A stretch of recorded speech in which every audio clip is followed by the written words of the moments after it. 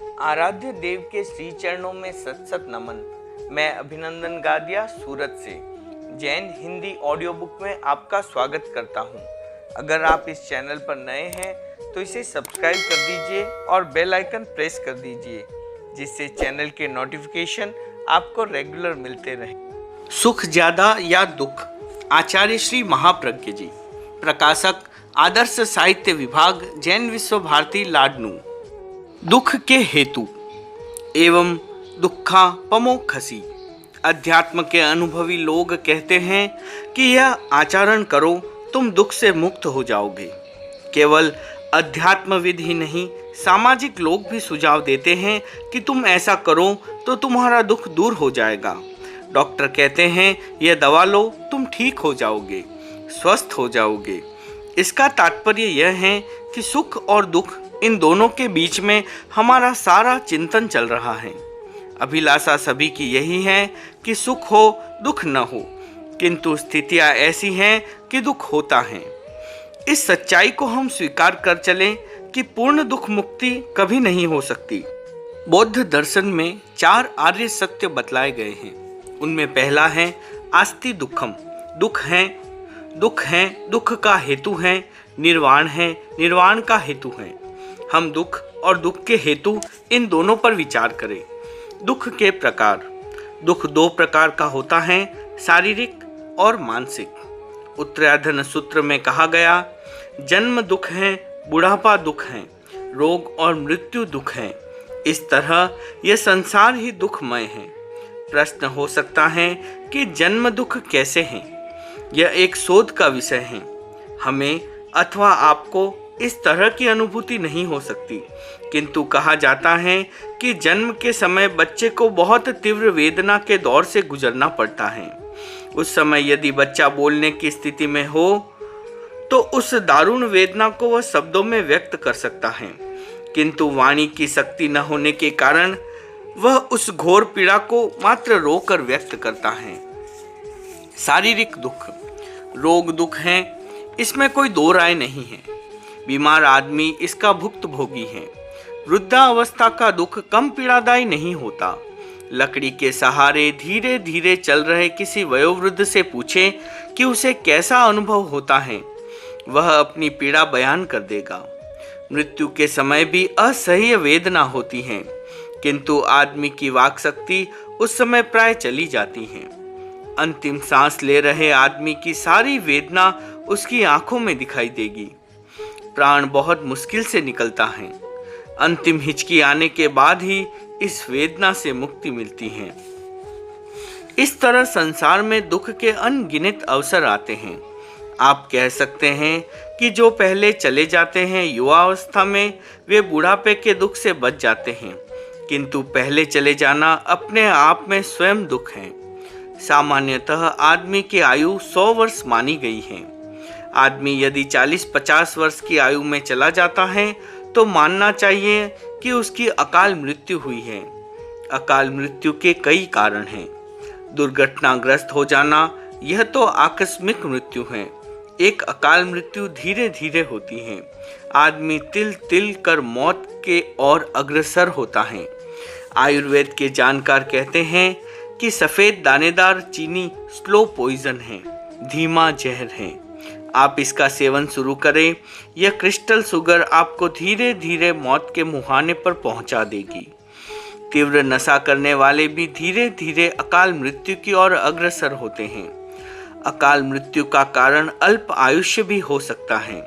इसे अकाल मृत्यु नहीं कहा जा सकता, क्योंकि मरने वाले का इतना ही आयुष्य था। आयुष्य लंबा लेकर आने वाला यदि बीच में ही चला जाता है तो वह अकाल मृत्यु कही जाएगी। मानसिक दुख। अशांति का सबसे बड़ा कारण मानसिक दुख है। मन यदि मजबूत है तो आदमी शारीरिक दुख की परवाह ही नहीं करेगा। ऐसे मनोबली मिल जाएंगे कि दुर्घटना में हाथ या पैर कट गए फिर भी मुंह से उफ नहीं निकलेगी। पूज्य गुरुदेव श्री तुलसी इतने प्रबल मनोबली थे कि 102 डिग्री बुखार में भी पट पर विराजे रहते थे। जिनका मनोबल कमजोर है वह थोड़ी सी भी शारीरिक वेदना सहन नहीं कर पाएगा, चारपाई पकड़ लेगा। मानसिक दुख आदमी को भीतर से तोड़ देता है। प्रिय का वियोग और अप्रिय का संयोग आदमी को मानसिक रूप से व्यतीत कर देता है। कभी कभी संयोग में भी दुख होता है। बड़ी विचित्र है आदमी की मनोवृत्ति और उसका मन। विदाई के समय दुल्हन रोती है। कहा जाता है कि अपने प्रियजनों से उसका विछोह हो रहा है। इस दुख में वह रोती है, किंतु वियोग के साथ साथ संयोग भी तो किसी से होने जा रहा है, फिर रोने की क्या बात।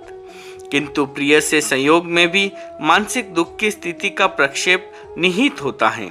फिर भी मानसिक दुख की स्थिति वहां निर्मित नहीं होती है, वह दुख का हेतु बन जाता है।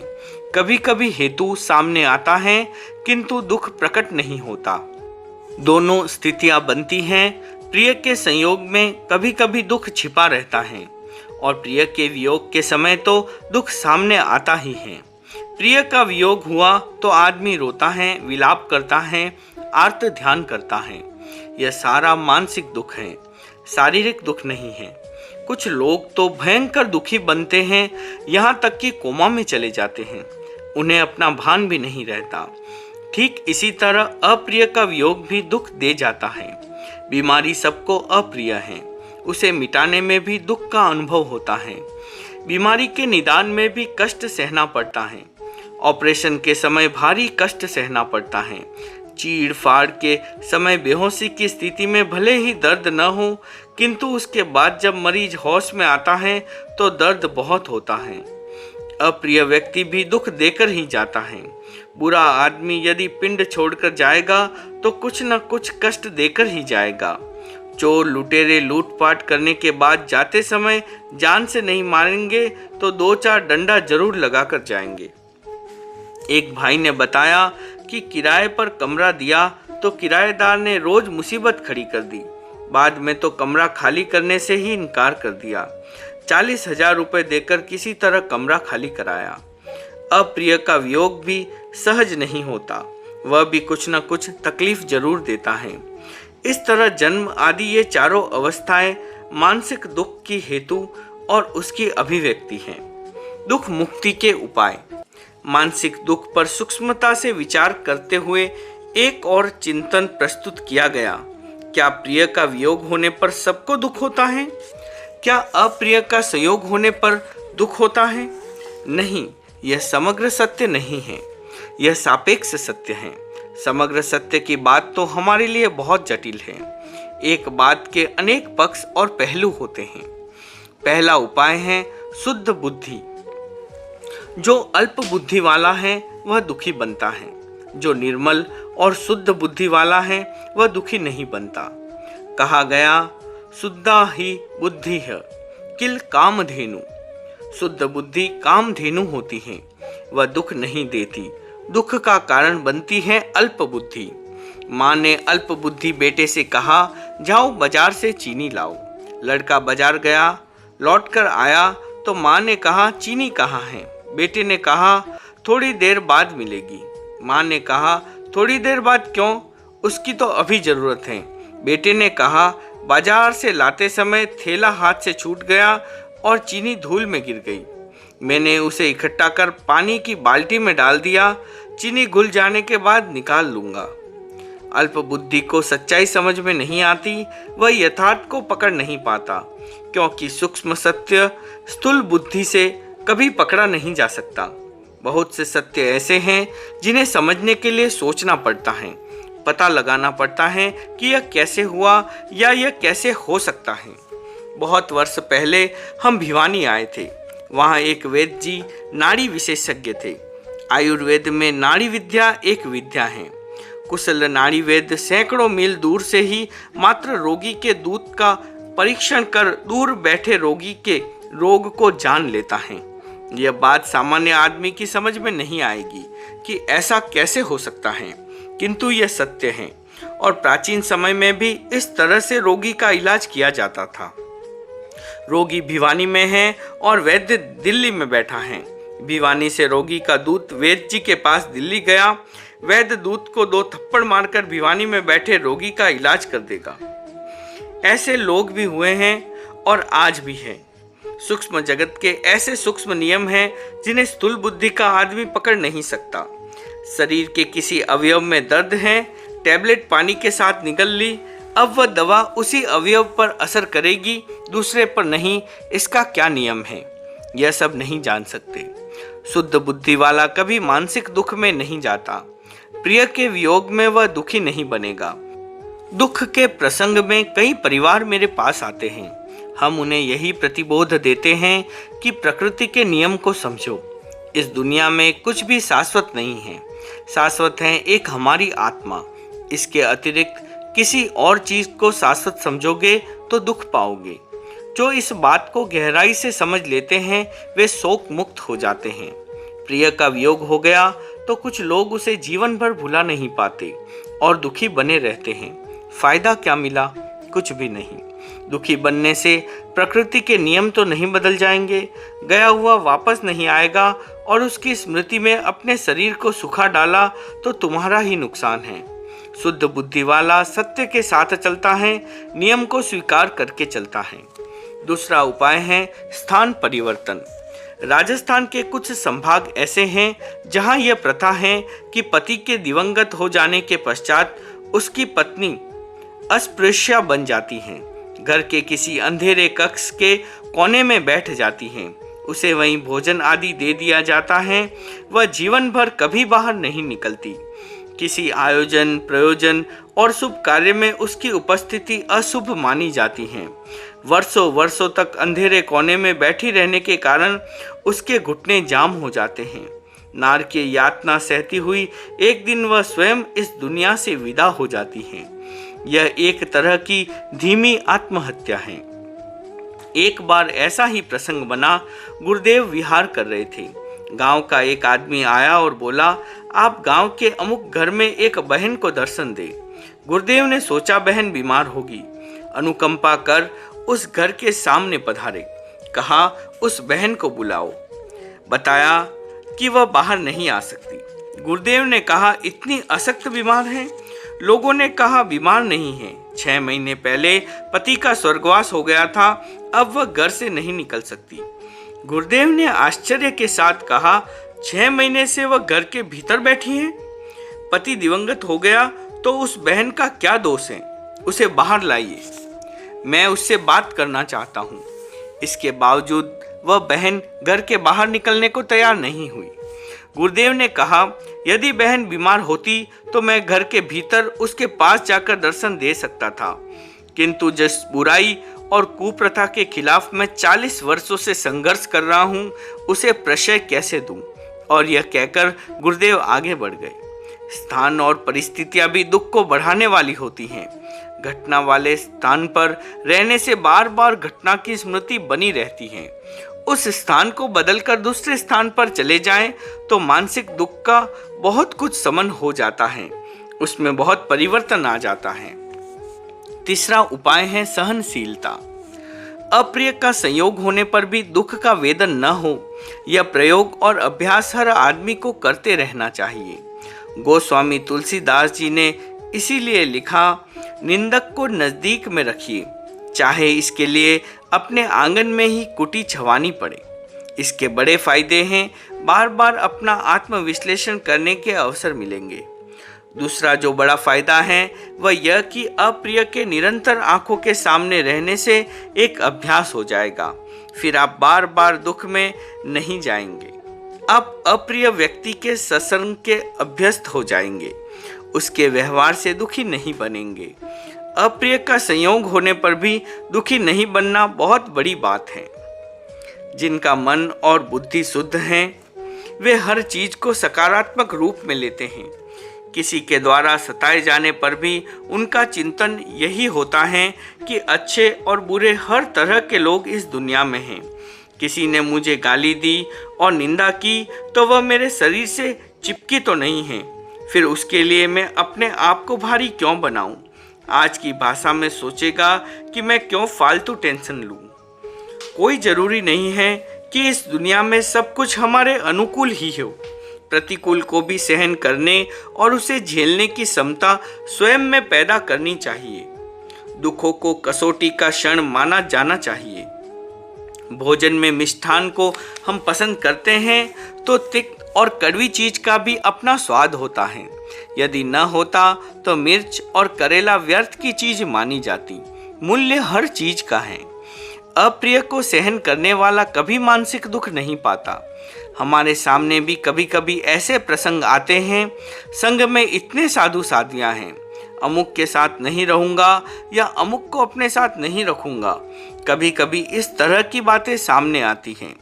हमारी ओर से यही प्रतिबोध होता है कि सहन करने से समता बढ़ती है, एक एंटीबॉडी का निर्माण होता है जो साधना में बहुत सहायक होती है।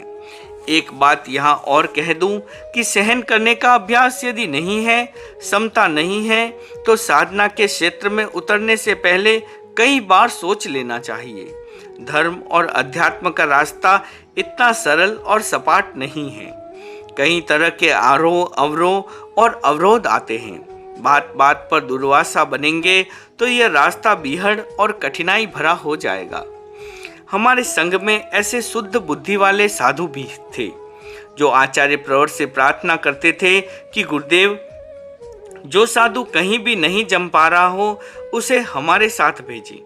साध्वियों में से भी कई साध्वियां इतनी सहनशील और शुद्ध बुद्धि की थी, प्रार्थना करती, जो साध्वी कहीं भी सेट नहीं हो रही हो आप हमारे साथ कर दें। यह है शुद्ध बुद्धि की क्षमता। कठिनाई और प्रतिकूलता को जो चुनौती मानकर उसे झेलने के लिए तैयार हो, वही समतावान और समतावान है। स्वल्प बुद्धि वाला मानसिक दुखों से पीड़ित होता है। यदि पूछा जाए कि हमारी दुनिया में शारीरिक दुख ज्यादा है या मानसिक दुख ज्यादा है, तो शायद यही सही उत्तर होगा कि मानसिक दुख ज्यादा है। सही बात यह है कि शारीरिक दुख भी ज्यादातर मानसिक दुख के कारण पैदा होते हैं। मन स्वस्थ नहीं है, हर समय तनावग्रस्त रहता है, तो कहीं न कहीं ट्यूमर जरूर बनेगा। टीबी, कैंसर जैसी बड़ी बीमारियां पैदा हो जाती हैं। ऐसा भी देखने में आता है कि कुछ लोग स्वयं को बहुत अस्वस्थ महसूस करते हैं, जबकि सभी तरह से डॉक्टरी जांच में कोई नेगेटिव रिपोर्ट नहीं आती। डॉक्टर कहते हैं कि इसके कोई बीमारी नहीं है और आदमी कहता है कि मैं मरा जा रहा हूँ। इसका तात्पर्य बहुत साफ है कि शरीर की बीमारी नहीं है, उसकी बीमारी पूर्ण रूप से मन की बीमारी है। बुद्धि को हम शुद्ध बनाएं, जो स्वल्प है उसे दूरगामी सूक्ष्म बनाएं। सूक्ष्म को खोजने का प्रयत्न करें तो फिर प्रिय का वियोग और अप्रिय का संयोग हमें ज़्यादा प्रभावित नहीं कर पाएगा। इसलिए जरूरी है कि हम मानसिक दुखों को यथासंभव कम करें। कम करने का तात्पर्य यह है कि उनसे अप्रभावित रहने का प्रयत्न करें। सर्दी, गर्मी, बरसात सब जीवन में आते रहेंगे। यदि इन ऋतुओं को हम स्वीकार कर उनके अनुकूल स्वयं को ढाल लेते हैं तो जीवन की कठिनाइयों को क्यों नहीं सहन सकते। शरीर के दुख को भी मन तक न पहुंचने दें, उसे शरीर तक ही सीमित रहने दें। मन में इतना दर्द न पाले कि पागलपन की स्थिति में पहुंच जाए। आदमी पूरा पागल भी नहीं है, किंतु मानसिक दुखों से आधा पागल बना हुआ है। एक लड़का पड़ोसी के मकान पर पत्थर मारकर उसकी खिड़की का कांच तोड़ दिया करता था। पड़ोसी उस लड़के के पिता के पास गया और नाराजगी व्यक्त करता हुआ बोला, संभालो अपने लड़के को, इसकी हरकत मैं ज़्यादा दिन तक बर्दाश्त नहीं कर पाऊंगा। लड़के का बाप बोला, आप नाराज न हो, वह पागल है। पागल है तो आपके मकान पर पत्थरबाजी क्यों नहीं करता? शीशा और कांच तो आपके घर में भी लगा है। पड़ोसी ने प्रतिवाद किया, वह इतना पागल नहीं है। लड़के के पिता ने कहा और घर के अंदर चला गया। मानसिक दुश्चिंताएं आदमी को आधा पागल और कभी कभी तो पूरा पागल बना देती हैं। पूरे पागल के लिए तो आगरा और रांची के बड़े बड़े पागल खाने हैं, किंतु जो आधे, तिहाई और चौथाई पागल हैं वे कहाँ जाएं? वे तो घर, गली, कूचे, दुकान, ऑफिस में ही मिलेंगे। बहुत आवश्यक है कि शुद्ध बुद्धि का विकास करे, सत्य का ज्ञान और प्रकृति के नियमों का ज्ञान करे तथा सच्चाई को समझने का प्रयत्न करे, जिससे मानसिक दुखों से छुटकारा मिले। दुख है आकांक्षा का विस्तार। जिस व्यक्ति के मन में करुणा है, संवेदनशीलता है, वह सोचता है कि दुनिया का कोई भी प्राणी दुखी न रहे। कष्ट न पाए। चिंतन अच्छा है, पर हमें दुख के बारे में विवेचन करना है। जब तक किसी वस्तु का विभज्यवादी दृष्टिकोण से विश्लेषण नहीं किया जाता, तब तक समस्या नहीं सुलझती। दुख के प्रमुख दो कारण हैं। पहला कारण है अभाव। इसके कारण आदमी दुखी बनता है। खाने के लिए रोटी नहीं है, रहने को मकान नहीं है, पहनने को कपड़ा नहीं है, इलाज कराने के लिए पैसा नहीं है। ऐसी स्थिति में आदमी दुखी बन जाता है। दुख का दूसरा कारण है असंतुष्टि। इसके कारण दुख उत्पन्न होता है। सब कुछ मिल गया, सारी प्राथमिक आवश्यकताएं पूरी हो गई, कोई कमी नहीं है, पर उतना नहीं है जितना पड़ोसी के पास है। यह अभाव से उत्पन्न दुख नहीं है, यह असंतोष से, अतृप्ति से उत्पन्न होने वाला दुख है। बीमारी अतृप्ति की। अभाव का इलाज संभव है, उसकी पूर्ति की जा सकती है। अभाव की समस्या को सुलझाया जा सकता है। इस समस्या को दूर करने का प्रयत्न सरकारी स्तर पर भी होता है, सामाजिक स्तर पर भी होता है, किंतु असंतोष, अतृष्टि या अतृप्ति के कारण पैदा होने वाले दुख का इलाज न तो किसी राजनेता के पास है और न किसी चिकित्सक के पास। यह दुख मात्र आध्यात्मिक चिंतन के द्वारा मिट सकता है, धार्मिक चिंतन के द्वारा मिट सकता है। अन्यथा इस रोग का और कोई उपाय नहीं, कोई दवा नहीं है। आज हॉस्पिटल, डॉक्टर, दवाइयाँ ये सब प्रचुर मात्रा में उपलब्ध हैं और रोग के शमन में सहायक बनते हैं, किंतु जिस व्यक्ति के मन का रोग है वह औषधि या दवा से नहीं मिटाया जा सकता। मन की बीमारियों के लिए मेंटल हॉस्पिटल हैं, जहां मनोवैज्ञानिक तरीके से मनोरोगियों का इलाज किया जाता है। पागलों का इलाज पागल खाने में किया जाता है, किंतु समझदार आदमी के मन का इलाज बहुत मुश्किल है। जिसे अतृप्ति की बीमारी हो, असंतुष्टि की बीमारी हो, उसका क्या इलाज हो सकता है? ऐसे आदमी को कुबेर का खजाना मिल जाए तो भी वह संतुष्ट नहीं होगा। अतृप्ति को भरना बहुत कठिन है। राजा के राजकोष में ऐसा बर्तन या पात्र रखा गया जो कभी भरता नहीं था। कितना भी डालते जाओ वह अपूर्ण या खाली ही रहता था, क्योंकि उसमें नीचे छेद था। राज्यसभा में चर्चा हुई कि राज्य में इतने नागरिक हैं, इतने सेठ, साहूकार और धनी लोग हैं, व्यापारी हैं और बड़े बड़े सामंत हैं, किंतु राजा की इच्छा पूरी करने वाला अभी कोई आदमी नहीं है। एक सभासद ने खड़े होकर पूछा, ऐसी कौन सी इच्छा है महाराज? वह हमें बताएं, हम उसे पूरा करने का प्रयत्न करेंगे। उसे बताया गया कि राज्य का राजकोष या भंडार कभी भरता नहीं है। अगर वह भर जाए तो महाराज संतुष्ट हो सकते हैं, पर अभी तक कोई उसे भरने वाला सामने नहीं आया। कई लोगों ने एक साथ खड़े होकर कहा, राजा प्रजापालक और हम सबका रक्षक है, स्वामी है, उसको संतुष्ट रखना हम सबका परम कर्तव्य है। हम इस काम को पूरा करने का दायित्व स्वयं पर लेते हैं। जैसे भी होगा हम भंडार को भरकर अपने राजा को संतोष प्रदान करेंगे। राज्य के 5 श्रेष्ठ धनिक राजा के पास गए और बोले, महाराज, आपकी प्रसन्नता में ही हम सबकी प्रसन्नता है। हमें पता चला है कि आपके मन में असंतोष है और उसका कारण है राजकोष की रिक्तता। हम राजकोष को भरने की जिम्मेदारी लेते हैं, अब आप संतुष्ट हो जाएं। इतना कहकर वे लोग चले गए। दूसरे दिन वे बहुत सारे हीरे, जवाहरात और स्वर्ण मुद्राएं बोरे में भरकर लाए और राजकोष प्रभारी के पास जाकर बोले, हमारे द्वारा लाए गए धन को आप राजकोष में जमा कराएं, हम कोष भरना चाहते हैं। राजकोष के प्रभारी ने भंडार का दरवाजा खोला और कहा, आप जो कुछ भी लाए हैं इस पात्र में डाल दें। श्रेष्ठियों ने लाए गए बोरे के मुंह पात्र में खोलकर सारी असरफियां उस पात्र में उंडेल दी।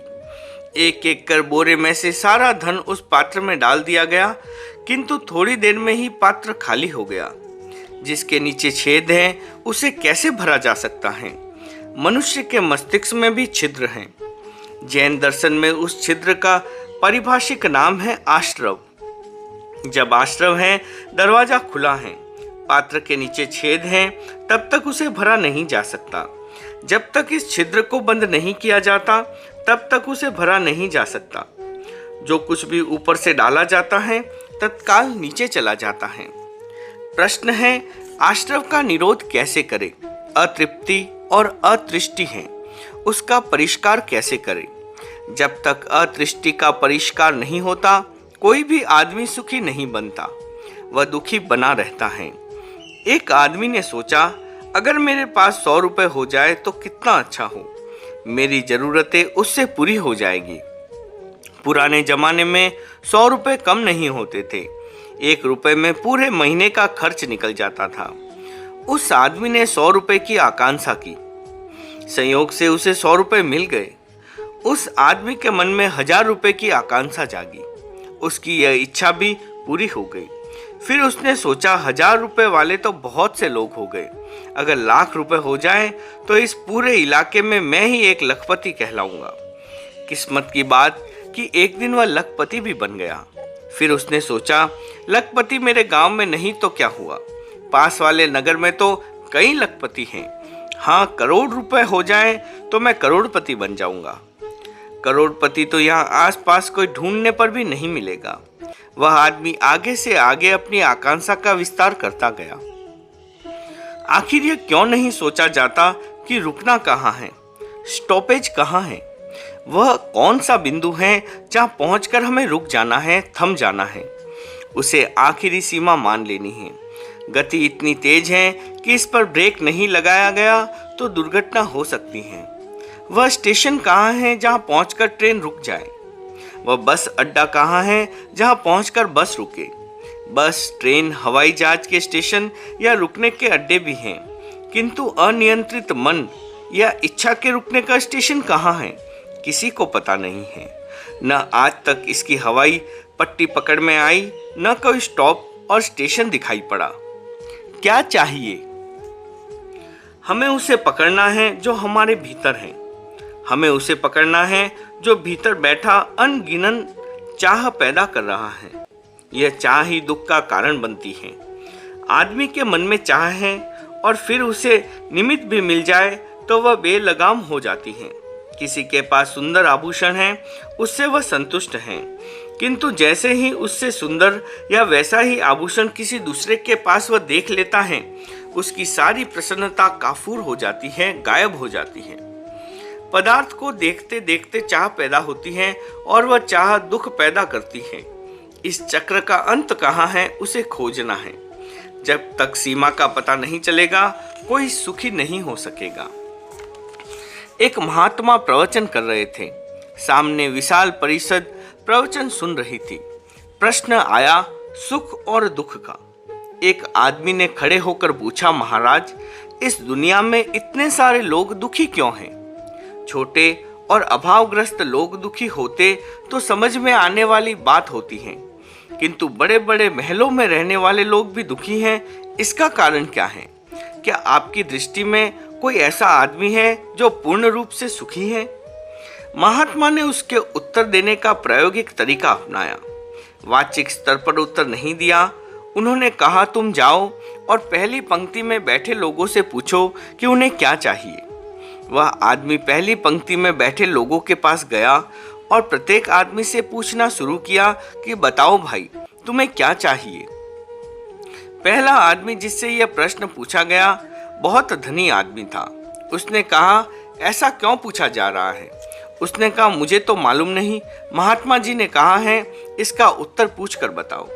वह धनी आदमी बोला, और तो मुझे कुछ नहीं चाहिए, मेरे पास सब कुछ है, पर एक कमी मुझे खलती है। व्यापार में अभी मैं 2 नंबर पे हूँ।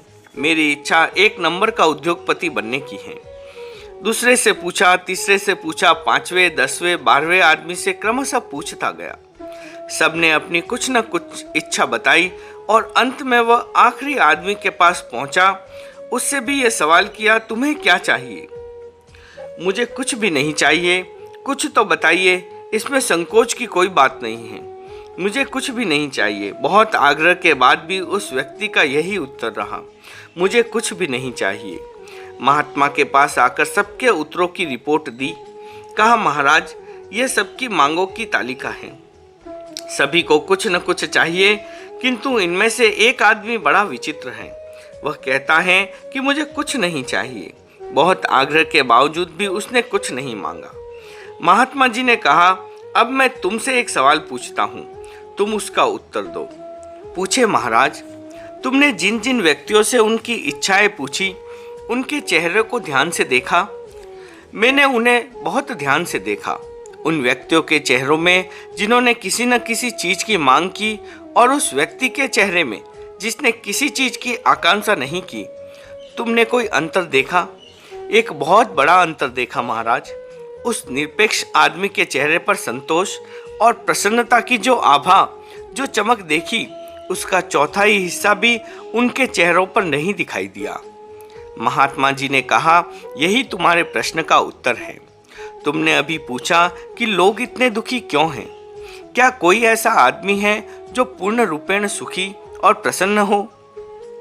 जिसके मन में कोई चाह है, आकांक्षा की बीमारी है, उसका चेहरा अलग प्रकार का होगा, और जिसके मन में कोई कामना नहीं है, उसका चेहरा अलग तरह का होगा। उसका आभा मंडल भिन्न प्रकार का होगा। बहुत कठिन है चाह को छोड़ना, अतृप्ति को छोड़ना। इस गड्ढे को भरना बहुत कठिन है, किंतु यह भी सच्चाई है कि जब तक तृप्ति नहीं मिलती, तब तक आदमी सुखी नहीं हो सकता। आज की समस्या यह है कि पदार्थों का अंधाधुंध निर्माण हो रहा है। उनकी गणना करना बहुत मुश्किल है। बाजार उपभोक्ता सामग्री से भरे पड़े हैं। बाजार में भी जो सुपर बाजार है, उसमें प्रवेश करो तो आंखें चुंधिया जाती हैं। भव्य शोरूम को देखने से लगता है जैसे किसी अद्भुत लोक में पहुंच गए हो। ग्राहक को आकर्षित करने के सारे साधन वहां मौजूद हैं। आदमी भ्रमित हो जाता है कि कौन सी चीज लूं, कौन सी न लूं। जल्दी से वह कोई निर्णय नहीं ले पाता। विज्ञापन उपभोक्ता। आदमी को विकास के नाम पर जानबूझकर दुखी बनाया जा सकता है। इतने पदार्थों का निर्माण आवश्यक नहीं है। जीवन चलाने के लिए आवश्यक पदार्थ हैं रोटी, कपड़ा और मकान। पर आज तो रोटी के हजारों सब्स्टिट्यूट हो गए हैं। खाद्य पदार्थों की संख्या की गणना करें और किसी बड़े होटल का मेन्यू देखें तो आपकी आंखें खुली की खुली रह जाएगी।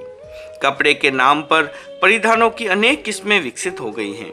मकानों का रूप भी बदल गया है। शहरों में हर मकान का नक्शा आपको एक दूसरे से अलग मिलेगा। आजकल आर्किटेक्ट एक बंगले की डिजाइन, मॉडल या नक्शा बनाने के लाखों रुपए लेते हैं। आदमी के खान पान, रहन सहन का सारा सिस्टम ही बदल गया है। पहले ऋतु के अनुसार खाद्य वस्तुएं मिलती थी। अब कोई भी सब्जी, कोई भी फल आप 12 महीने प्राप्त कर सकते हैं। आयुर्वेद का यह नियम है कि जिस ऋतु का जो फल है, वह उस ऋतु में खाने पर ही लाभ होता है, और दूसरी ऋतु में खाने पर वही फल नुकसान करता है। फ्रिज का आविष्कार होने के बाद ताजा और बासी का अंतर ही समाप्त हो गया। सुविधा के नाम पर हानि लाभ की बात गौण हो गई। आज से 150 वर्ष पहले क्या लोग आनंद से नहीं जीते थे? तब न कोल्ड स्टोरेज थे, न फ्रिज था, फिर भी वे आज के आदमी से कम सुखी या कम मजबूत नहीं थे। जितना जितना पदार्थों का विस्तार हुआ है, उसी अनुपात में इच्छा का भी विस्तार होता जा रहा है। आकांक्षा बढ़ती जा रही है। आदमी एक साथ क्या क्या पा लेना चाहता है। यह अनियंत्रित और उद्दाम लालसा ही आदमी को दुखी बना रही है। इस विषय पर हम आध्यात्मिक दृष्टि से विचार करें कि संयम का अभ्यास कैसे कर सकते हैं। वर्तमान वातावरण में पदार्थ के विस्तार को रोका नहीं जा सकता। अंतर्राष्ट्रीय बाजार में इतनी स्पर्धा है कि चाहकर भी इस विस्तार को कम नहीं किया जा सकता। हर देश में इसके अलग अलग विभाग हैं, अलग अलग मंत्रालय हैं। उत्पादक कंपनियां बड़े बड़े वैज्ञानिकों और विशेषज्ञों की इस संदर्भ में सेवाएं ले रही हैं। वे नित्य नए किस्मों की खोज करती हैं, धूम धड़ाके के साथ उन्हें बाजार में उतारती हैं। विज्ञापनों के द्वारा उपभोक्ता को उन चीज़ों की आदी बनाती हैं और फिर मनमाना पैसा वसूलती हैं। यह है आज के बाजार की कहानी। अनावश्यक चीज़ें आ रही हैं। कल ही मैंने सुना कि एक वैज्ञानिक ने पशु की कोशिका लेकर एक नई तरह का मांस तैयार किया है। उसे शाकाहारी मांस कहा जा सकता है। मांस के लिए पशु को नहीं मारा जाएगा, वह कृत्रिम रूप से तैयार किया जाएगा, किंतु वह मांस है तो प्राणीज ही है ना। इसे अनावश्यक खोज ही कहा जा सकता है। सुखी जीवन के लिए जिसकी कोई अपेक्षा नहीं है, किंतु इस युग में प्रतिस्पर्धा के कारण नई नई चीजें खोजी जा रही हैं। यह सब आदमी के दुख का कारण बन रही है। एसी हटने से स्वस्थ। एक धनी आदमी बीमार हुआ, बहुत इलाज कराया किंतु स्वस्थ नहीं हुआ। आमतौर पर जब आदमी दिल्ली, कलकत्ता, मुंबई, बेंगलोर, चेन्नई के बड़े अस्पतालों में इलाज करा के थक जाता है, कोई विकल्प उसके सामने नहीं रहता, फिर वह प्राकृतिक चिकित्सा की शरण में जाता है। सच बात यह है कि प्राकृतिक जीवन हो, प्राकृतिक भोजन हो और प्राकृतिक जीवन शैली हो तो बीमारी को प्रवेश पाने का कोई अवसर ही नहीं मिलेगा। किंतु आज का आदमी कृत्रिम साधनों का आदी हो गया है। कृत्रिमता जीवन पर इतनी हावी हो गई है कि अब उससे सहज छुटकारा मिलना कठिन हो रहा है। आदमी सब उपाय करके हार जाता है तो फिर प्रकृति की शरण में आ जाता है। आजकल अंतिम शरण है योगा। जो पहले ली जाने वाली चीज है वह अंत में ली जाती है। वह धनी आदमी अस्पताल और डॉक्टरों से जवाब पाकर किसी प्राकृतिक चिकित्सक की शरण में गया। प्राकृतिक चिकित्सक ने कहा, तुम बहुत देर से आए हो, अब कुछ नहीं किया जा सकता। फिर मरीज के बार बार आग्रह करने पर उसने उससे कुछ बातचीत की। चिकित्सक ने पूछा, क्या तुम सचमुच स्वस्थ होना चाहते हो? स्वस्थ होने की तुम्हारी प्रबल इच्छा है? सब जगह से निराश उस आदमी ने कहा, हाँ, मैं स्वस्थ होना चाहता हूँ। उस चिकित्सक ने अपना परामर्श देते हुए कहा, तुम सबसे पहले एक काम करो, 3 घंटे तक किसी गर्म पानी के टब में बैठकर या लेटकर वाष्प स्नान करो। आजकल प्राकृतिक चिकित्सा में स्टीम बाथ आदि चलते हैं। चिकित्सक के परामर्श को स्वीकार कर उसने वाष्प स्नान की प्रक्रिया शुरू कर दी। 1 सप्ताह बाद सुधार की स्थिति बनी। उसे लगा कि इससे कुछ फायदा हो रहा है। अनेक दवाइयों और इंजेक्शनों से जो फायदा नहीं हुआ वह वाष्प स्नान से होता दिखाई दिया। 2 सप्ताह में उसे बहुत ज़्यादा फायदा हुआ और अंततः वह स्वस्थ हो गया। एक दिन पानी के टब में लेटे लेटे उसके मन में विचार आया कि यह क्या मूर्खता है। दिन भर में एसी में रहता हूँ और 3 घंटा गर्म पानी में, यह समझदारी नहीं है। उसके चिंतन को झटका सा लगा। उसने सोचा, फिर क्यों नहीं यह एसी सिस्टम ही बदल दूं। गर्म पानी में बैठने के बजाय बिना एसी के रह जाऊं तो उसकी पूर्ति हो जाएगी। अपने निर्णय को उसने क्रियान्वित भी कर डाला। सारे एयर कंडीशनर हटवा दिए और इसी के साथ गर्म पानी के टब में बैठने से भी मुक्ति मिल गई। यह सोचने की बात है कि कृत्रिम साधनों के द्वारा हमारा जीवन कितना प्रभावित हो रहा है। यह साधन शरीर पर विपरीत असर डाल रहे हैं। इनके जो इफेक्ट्स हो रहे हैं उन्हें मिटाने के उपाय खोजने की बजाय क्यों न उन साधनों से ही मुक्ति ले ली जाए। समझदारी किसमें है, यह सोचने की बात है। बीमार होने का उपाय करने के बाद फिर उस बीमारी को दूर करने का उपाय खोजा गया, यह कितनी हास्यास्पद और मूर्खतापूर्ण बात है। यह बात समझ में आ जानी चाहिए कि रोग हम स्वयं पैदा कर रहे हैं, दुख हम पैदा कर रहे हैं। दुख उतना नहीं है किंतु अपने प्रमाद के कारण, अपनी भूलों के कारण दुख और बीमारी को हम पैदा कर रहे हैं। उनका सुधार किया जाए तो बहुत अच्छा हो सकता है। हमें इस बात पर विचार करना है कि अभाव जनित दुख को मिटाने का उपाय कठिन तो है, फिर भी किया जा सकता है, किंतु अतृप्ति और असंतुष्टि से होने वाले दुख को मिटाने का कोई उपाय बाहर की दुनिया में नहीं है। इस संदर्भ में संतोष की बात बहुत महत्वपूर्ण है। आज के जो विकासवादी लोग हैं वे संतोष को गलत मानते हैं, उसे विकास के मार्ग में बाधा मानते हैं। वे कहते हैं कि हमें कहीं रुकना नहीं है, ठहरना नहीं है। संतोष उनकी दृष्टि में विकास के मार्ग का सबसे बड़ा बाधक तत्व है। उनका विचार अर्थ की दृष्टि से ठीक हो सकता है, किंतु आदमी के मन में अगर संतोष नहीं है तो वह अविराम गति उसे कभी न कभी गर्त में पहुंचा कर रहेगी। संतोष का मतलब ही है एक स्थान पर पहुंचने के बाद रुक जाना। बस इतना काफी है, अब और नहीं। यह उसका निर्णायक बिंदु है। मुझे और नहीं चाहिए, यह उसकी सीमा है। एक विराम तो लेना ही पड़ेगा। आदमी भोजन करता है, इस प्रक्रिया में एक जगह पर ठहराव आता है।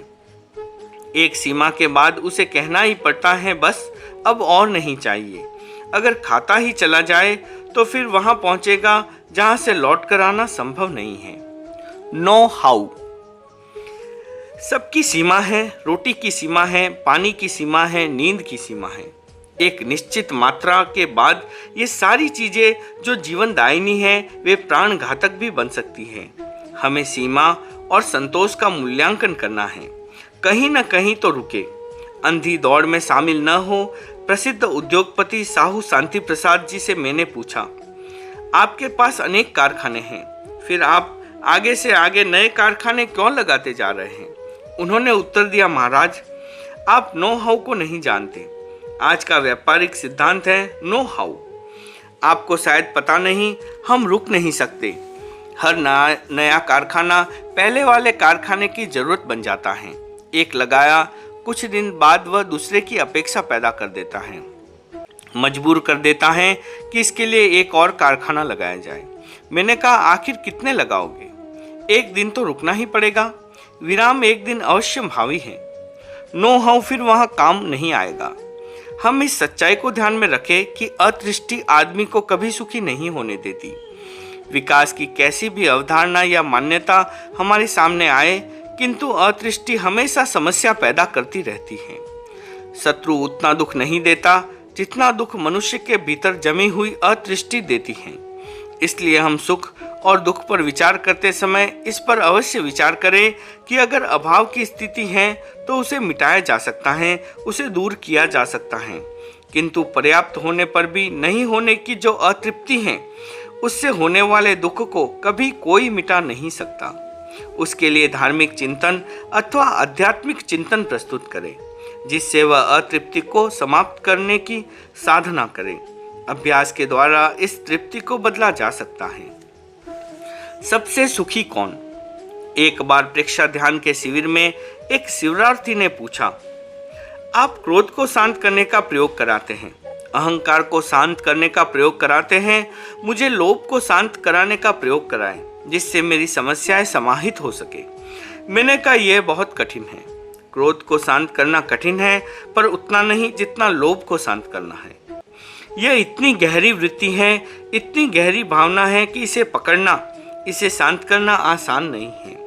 जिस व्यक्ति ने लोभ पर नियंत्रण कर लिया, वह इस दुनिया का सबसे सुखी आदमी है। अगर आपसे कोई पूछे कि सबसे सुखी आदमी कौन, सीधा उत्तर दे कि जिसने अपनी अतृप्ति पर, अपनी आकांक्षाओं पर निर्णय पा लिया, वह सबसे सुखी आदमी है।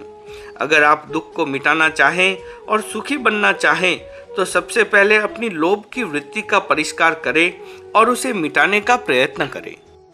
ओम अरहम।